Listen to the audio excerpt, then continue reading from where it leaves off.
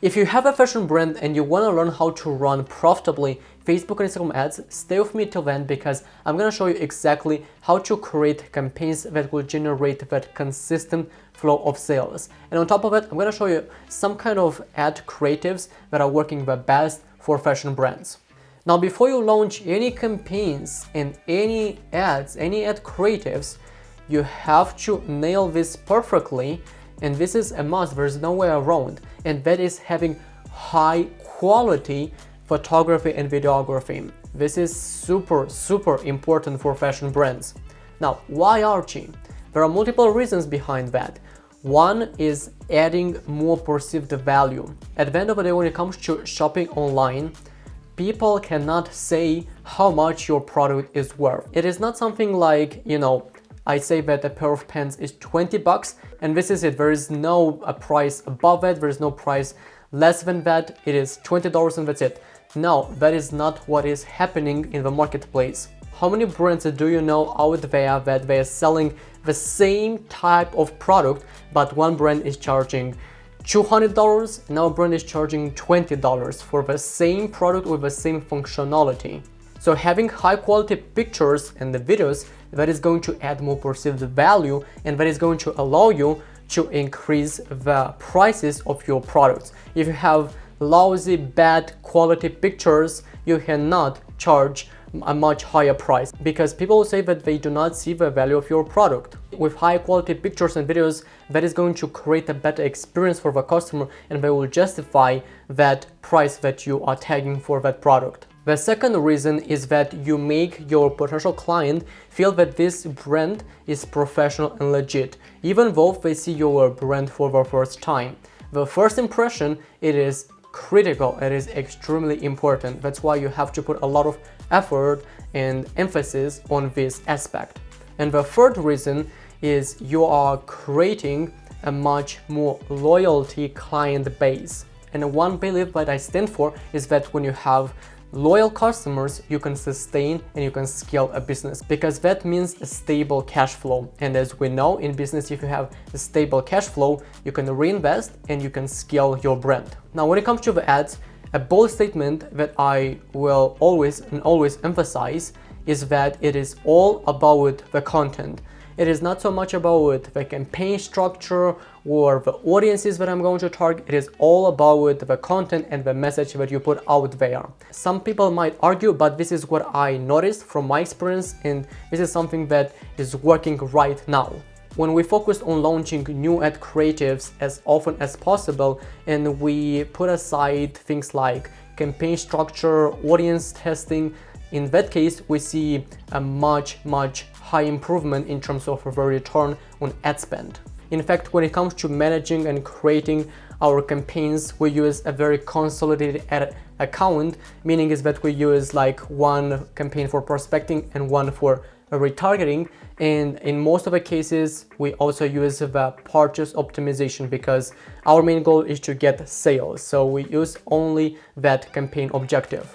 And as for the targeting, we use broad audiences with a very open targeting, no detailed targeting. And if that doesn't work, in that case, we are going to use interest targeting and we'll have broad audiences with an audience size of tens, if not hundreds of millions of people. So if we're selling here clothing, I'm gonna set an interest, something like clothing, which has an audience size of 1 billion and above.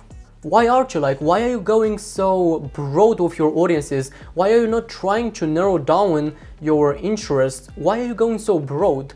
So the thing is that nowadays, what is going to target the right audience is your content, is your message and your landing page. So most of you still have this belief that you can find this magic interest that is going to show your ads to the right audience. When in fact, the reality, what is more important for algorithms is your creative, because they look more on that and they target based on your creative. So if your creative is not good, they're going to show your ads to the wrong audience.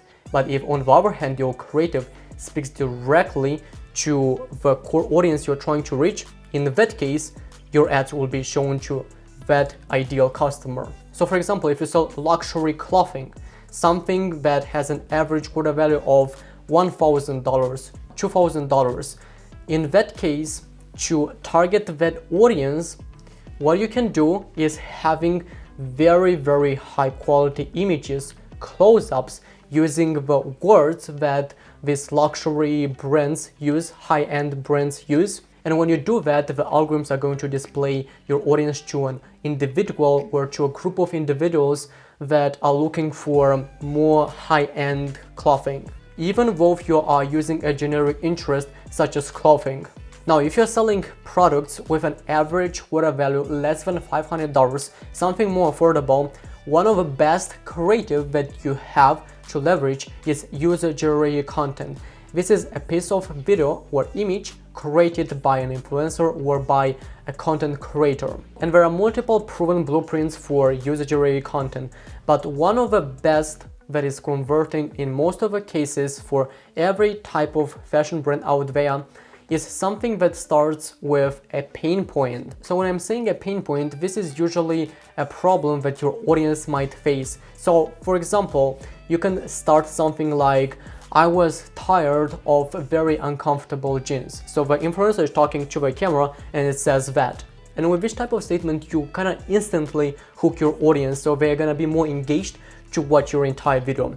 After starting with a pain point, now it is the time of introducing the product. So the content creator might say something like, I want to show you the X, which the X is your product, that is very easy to wear. So we are not only introducing the product, but we are introducing and we are also saying that with this product, you're going to solve your problem. One common mistake that a lot of people do with their user-generated content or with any types of ads is that when it comes to introducing the product, they only talk about the product. When at the end of the day, your creative should be around the customer.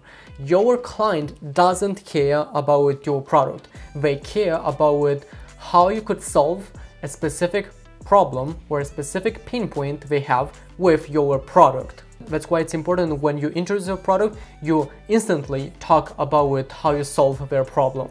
Now, after that, you could talk about your unique selling points. What actually makes this product so different? Why this is easy to wear? Because of this, and that, and this. And the main goal of your unique selling points is just showing much more clearly to your audience why actually your product could solve their problem, because there is a group of audience that they will be concerned. Even if you just claim that you could solve a problem, they're not gonna trust you just from the first impression. With unique selling points, you are telling them why actually it can solve. While I'm recording tons of videos for the entire week, outside is already night, so I had to turn on the light. But back to where we were talking about it, when it comes to user-generated content, it is also important to have tons and tons of variations. And you basically change some just frames, and then the other like frames and scenes you leave them as they were. So in that way, you test in isolation just specific parts of your video. So to give you an example, we talked about the problem that we could start something like tired of uncomfortable jeans. You could change just the hook or just the beginning of that video. In that way, you are talking to a much broader audience because you cannot resonate with all your potential clients just using one single problem. Also, the content creator can say that this product might be a gift for yourself or for someone you love. In that case, you are again broadening your pool of audience that might be interested in your products that you sell. Now, Archie, what if I don't know the problem I'm solving with my product? What to do in that case? If you don't know the problem that you're solving, because here for fashion brands, it's a little bit trickier. It is not like we're selling beauty products, for example, when we know a problem that people might have is acne. So it is much easier to articulate that message. But for fashion brands, it's a little bit much harder. In that case, I would recommend watching this video where I talk about 3 types of problem that every single company has. I also show you some kind of examples so you'll understand a little bit better on what you should be focusing on when it comes to creating this user-generated content and tackling different problems that you are solving. Another question, Archie, how can I get inspired of creating this user-generated content. One idea is, okay, using your blueprint, but what if I want to create more types of user-generated content? What should I do in that case? In that case, I would just recommend using Facebook Ad Library. It's a free tool from Facebook where you can kind of spy on your competitors and see what kind of ads they are running. So one brand that I like to follow is Quince. They have very, very good and compelling user-generated content. So I usually go at the bottom of a page because there they have those ads that they've been running for a long period of time, and those ads are more likely that they are converting for them. So I will go somewhere here, and then I will take a look at the creatives and at the user-generated content they are running. Now, one more tip that I would recommend using when it comes to running ads on Facebook, Instagram, TikTok. Actually here the platform doesn't really matter, but one important thing is being sure that you are sending people to the product page or at least at the collection page. But do not make the mistake of sending people at the home page, because you have to understand that when it comes to running ads on social media, here people have a very short attention span. They might see your ads while they are walking down the street, where they're doing some other activities, and they might be very busy. If you're sending them to the homepage, you are literally making their process or their customer experience much harder. If they see a product that they like and they go to the homepage, you are giving them multiple steps until they find the product. On the other hand, you send them at the product page, and from there it just literally click on add to cart and then add the checkout with information, and that's it, they can buy from there. So by doing that, your conversion rate will definitely be much higher. So as you noticed, I talk a lot about the visuals because this is literally the most important thing that you could do to improve your results using social media ads. Because at the end of the day, what is very important for fashion brands is that visual and the way you articulate the message and the design of your product. So your visual must be strong enough, otherwise people will skip your ads right away. So if you want to learn how to create quickly and easily content for your social media ads for your fashion brand, tap on this video right here where I'll teach you how to create images and videos very fast so you could focus on other aspects for your business as well. So click on this video and I will talk to you soon.